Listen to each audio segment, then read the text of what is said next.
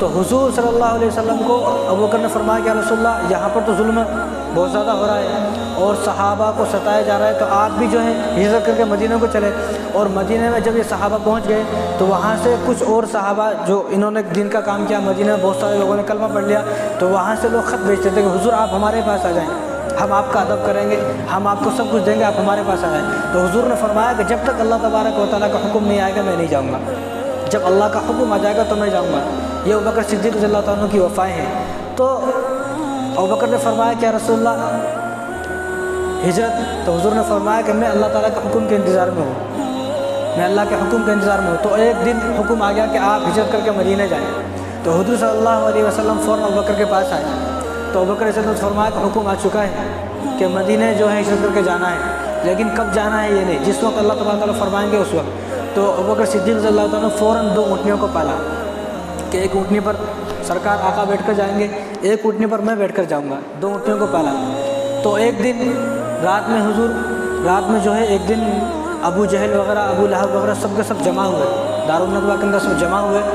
تو اس لیے جمع ہوئے کہ کس طرح لوگ تو جو ہے دن پہ دن ان کو دیکھ کے کلمہ پڑھتے جا رہے ہیں، تو کیا کرنا چاہیے، کیا کرنا چاہیے، کیسے ایسا کریں کہ یہ ختم ہو۔ تو سب کے سب جمع ہوئے، اور سب جمع ہوئے تو ان لوگوں میں شیطان جو ہے وہ انسانی شکل میں آیا، شیطان انسانی شکل میں آیا۔ اور جب قیامت کا وقت ہوگا، جب قیامت کا وقت ہوگا اور قیامت آنے والی ہوگی، اس وقت شیطان بھی انسان کی شکل میں آ جائے گا۔ اب تو شیطان دکھتا نہیں ہے، لیکن اس وقت شیطان دکھے گا۔ کیوں؟ کیونکہ اب شیطان بنا دیکھے ہم کو بھٹکا رہا، دکھ رہا نہیں، لیکن اس وقت قیامت قائم ہونے والی ہوگی اور توبہ کا دروازہ بند ہو جائے گا۔ جب وہ سب کو بتائے گا میں شیطان ہوں، اگر کوئی آدمی توبہ کرے گا تو توبہ نہیں کر سکتا، کیونکہ اب توبہ کا دروازہ بند ہو چکا ہے۔ تو اس وقت شیطان جو ہے انسانی شکل میں آئے گا۔ تو اب شیطان انسانی شکل میں آیا، تو لوگوں نے پوچھا کہ یہ نیا آدمی کون ہے؟ کہا کہ تم جانے تو میں بھی تمہارے ساتھی ہوں، جو تمہارا دشمن ہے میرا بھی وہی دشمن ہے، تمہارا دشمن جو ہے میرا بھی وہ دشمن ہے، تم مشورہ کرو کیا ہے۔ تو سب نے کسی نے کوئی رائے دی، کوئی رائے دی۔ شیطان نے عجیب رائے دی کہ ایسا کرو کہ تم لوگ یہاں پہ کتنے ہو؟ نے کہا کہ ہم لوگ تو یہاں جو ہمارے قافلے کو کئی قافلے ہیں، تو ایسا کرو کہ تمہارے جتنے بھی قبیلے ہیں، جتنے بھی تمہارے قبیلے ہیں، ہر قبیلے سے 2 آدمی لو، اور 2 آدمی لے کے وہ حضور کو معاذ اللہ قتل کریں۔ جب سارے قبیلے والے مل کر قتل کریں گے تو بنو ہاشم اکیلا قبیلہ کس قبیلے سے لڑے گا؟ اگر ابو جہل تو اکیلا لڑے گا تو یہ تجھے بھی داب دیں گے۔ تو تم ایسا کرو سارے جتنے بھی قبیلے ہیں سب سے 2 آدمی لو۔ کہ بھائی یہ اچھا مشورہ ہے، کیونکہ شیطان کا مشورہ تھا نا، کہ بھائی یہ اچھا مشورہ ہے، سارے قبیلے سے 2 آدمی لیو، اور سب کے سب جو ہے آج رات میں، یہ بعد میں نہیں کرنا، آج ہی رات میں یہ کرنا ہے کہ معاذ اللہ حضور کے گھر کا گھیراوا کرنا ہے، اور رات میں جب سب سو جائیں گے تو حضور کو قتل کر دیں گے۔ ان کا یہ مشورہ ہو گیا۔ رات میں 19 سردار حضور صلی اللہ علیہ وسلم کے گھر کو گھیر لیا، 19 سردار آ گئے۔ فوراً جبرائیل علیہ السلام آئے، وہ فرمایا کہ رسول اللہ آج ہی رات ہجرت کرنا ہے۔ جب حضور نے دیکھا دیکھا دشمنوں کا پہرا ہے، کیسے جائے؟ تو فوراً آیت اتری سورہ یاسین، وَجَعَلْنَا مِن بَيْنِ أَيْدِيهِمْ سَدًّا وَمِنْ خَلْفِهِمْ سَدًّا فَأَغْشَيْنَاهُمْ فَهُمْ لَا يُبْصِرُونَ۔ اللہ نے فرمایا کہ آپ اس آیت کو پڑھیں اور مٹی مٹھی میں لیں اور پھونک مارے اور ایسا پھینک دیں۔ حالانکہ حضور گھر میں ہے، سامنے دیواریں بھی ہیں، یوں نہیں کہ سامنے کھڑا اس کو یوں ڈالنے کا ہے، گھر میں ہے، اور گھر میں جو یوں پڑا یوں گھر میں پھینک دیا، تو اللہ تعالیٰ نے دیواروں میں سے نکال کے اور مٹی کو جو ہے دشمنوں کے آنکھوں میں ڈال دیا۔ دشمن آنکھ ملتے رہ گئے، حضور صلی اللہ علیہ وسلم چلے گئے اکیلے، اور حضرت علی رضی اللہ تعالیٰ کو وہاں پر سلا دیا کہ آپ یہاں پر سو جائیں۔ کیوں؟ کیونکہ جو باہر ٹھہرے ہوئے ان کی امانتیں میرے پاس ہیں، تم ان کی امانتیں واپس کرو، 2-3 دن کے بعد لوٹ آنا۔ اور 3 دن کے بعد علی رضی اللہ تعالیٰ بھی مدینہ کو چلے گئے تھے۔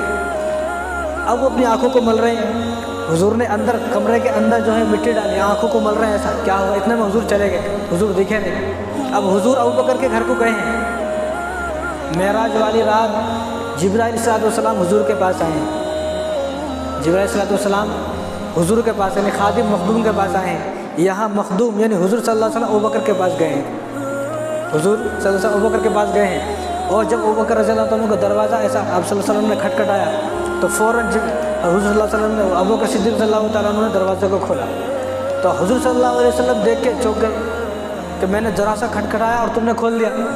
تو بعد میں عائشہ رضی اللہ تعالیٰ فرماتی تھی کہ جس وقت آپ نے یہ فرمایا کہ مجھے ہجرت کر کے جانا ہے، اس دن کے بعد سے کبھی ابوبکر صدیق رضی اللہ تعالیٰ رات میں سوئے نہیں۔ دن میں تو آپ کے ساتھ ہی ہے، رات میں کبھی سوئے نہیں، نہ جانے کب حکم آ جائے اور کب میرا دروازہ کھٹکھٹانا پڑ جائے۔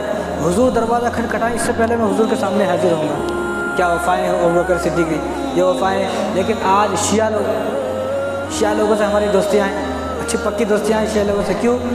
کیونکہ محرم میں شربت نہیں ملتا نا، پھر بریانی نہیں ملتی محرم میں، تو ہمارے کو شربت بھی پینا ہے، بریانی بھی کھانی ہے، تو یہ سب کام کرنے کے واسطے ہمیں شیعہ سے دوستی کرنی پڑے گی۔ اور یاد رکھیں حضور صلی اللہ علیہ وسلم نے فرمایا کہ من تشبہ بقوم فہو منہم، جو جس قوم سے محبت کرے گا، جن لوگوں سے محبت کرے گا، قیامت کے دن اس کا حشر بھی اس کے ساتھ ہوگا۔ شیعہ سے بڑا کافر اس دنیا میں کوئی نہیں ہے، لیکن یہ بات کوئی بولتے نہیں، بولے تو لوگ ڈر جاتے ہیں۔ لیکن ہمیں کوئی وہ نہیں ہے کہ کتابوں میں لکھی ہوئی ہے، ہمارا عقیدہ یہ ہے کہ جو حضور صلی اللہ علیہ وسلم کی اولاد کو گالی دے اس کا ایمان میں کوئی حصہ نہیں ہے۔ ابھی میں آپ کو بتاؤں گا کہ ان کا کیا کیا ہوا۔ تو ابو بکر صدیق صلی اللہ تعالیٰ عنہ کے گھر میں حضور صلی اللہ علیہ وسلم آئے اور فوراً جو ہے حضور صلی اللہ علیہ وسلم اور ابو بکر صدیق صلی اللہ علیہ وسلم چل دیے وہاں سے۔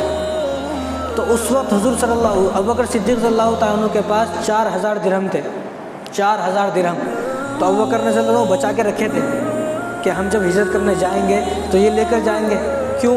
اس لیے نہیں کہ وہاں پر کھانا نہیں ہے، کھانا ہے، اس لیے کہ اگر راستے میں کسی نے پکڑ لیا تو یہ پیسے لے کر اسے جان چھڑا لیں گے۔ تو 4000 درہم لیے۔ اب 4000 درہم ایک اس میں ہے کپڑے میں کچھ بھی، تو اور ایک کپڑے میں جو ہے توشہ دان کھانا ہے، تو وہ باندھنے کے لیے، دونوں باندھنے کے لیے کپڑا نہیں مل رہا۔ اب تو ہمارے پاس کپڑے بھرے ہوئے ہیں الماریوں میں، نہانے جب پانی نہاتے ہیں تو اس کے بعد سوچتے ہیں کہ کون سا کپڑا پہننا ہے آج۔ لیکن مسلمانوں کے پاس کرتا پاجامہ نہیں ہے، اس لیے میں کہتا ہوں جمعے کے دن ہر مسلمان کرتا پاجامہ پہنے۔ ہماری جو شان ہے وہ کرتا پاجامہ ٹوپی سے شان ہے۔ آج کل تو مسلمان جو ہے مسجد میں آتے تو ٹوپی تلاش کرتا، نہیں ملی تو ناراض ہو جاتا، بھائی یہ کیسی مسجد ہے، یا ہمارے واسطے ٹوپی نہیں رکھتے۔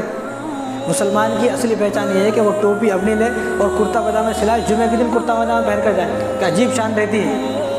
اگر مسلمان صرف ان چیزوں کو اپنا لے کہ لباس سنت کے مطابق ہو، جو ہمارے حضور کا لباس ہے وہی لباس کو صرف اپنا لے، غیر مسلم دیکھ کر رہ جائے گا، وہ ہیبت کھا کر ویسے مر جائے گا۔ لیکن آج پتہ نہیں چلتا کون مسلمان ہے کون مسلمان نہیں ہے۔ تو باندھنے کے لیے کپڑا نہیں ہے۔ اور حضرت اسماء رضی اللہ تعالیٰ عنہ ابو بکر صدیق رضی اللہ تعالیٰ عنہ کی بڑی بیٹی ہیں، جب باندھنے کے لیے کوئی کپڑا نہیں مل رہا تو انہوں نے اپنا زاربند، اپنا ازار، زاربند سمجھتے ہیں ناڑا، زاربند ہے، تو اس کو نکال کر 2 ٹکڑے کرے۔ ایک ٹکڑے سے جو ہے وہ پیسے کی جو پوٹلی تھی وہ باندھی، اور ایک ٹکڑے سے توشہ دان تھا وہ باندھا۔ اس لیے حضور نے اسی وقت فرمایا کہ ذات النطاقین، ذات النطاقین یہ 2 ازار والی ہے، 2 کمر بند والی ہے۔ تو انہوں نے اپنی کمر بند توڑا، تو ابو بکر صدیق رضی اللہ عنہ کو لے کر